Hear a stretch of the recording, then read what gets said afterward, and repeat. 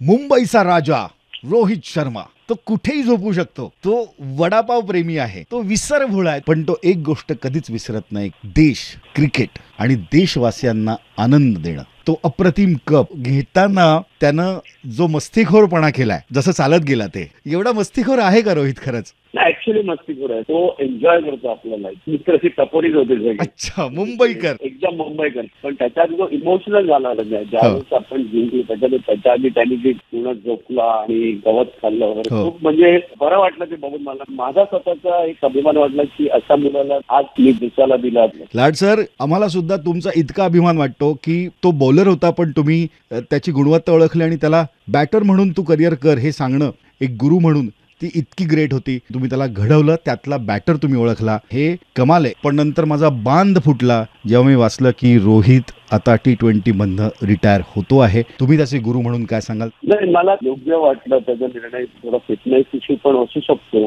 त्याच्याही मनात काहीतरी असणारच. असं नाही सांगितलं की मी इतर फॉर्मॅट मधला निवृत्ती देतोय, त्यांनी फक्त T20 साठी निवृत्ती दिलं. त्याच्यामुळे योग्य निर्णय असं म्हणतो. रोहित एक जिवंत उदाहरण आहे. कारण लोक बरीच जण अशी म्हणते की क्रिकेट हा श्रीमंतांचा गेम आहे, पण एक गरीब मुलगा ज्याच्याकडे ज्यावेळेस 30 भरांचे पैसे नव्हते, तो मुलगा आज देशाचा कॅप्टन होतो आणि देशाला आज मोठा गिफ्ट देतो. हे जिवंत उदाहरण रोहित शर्मा असं मी सांगेन.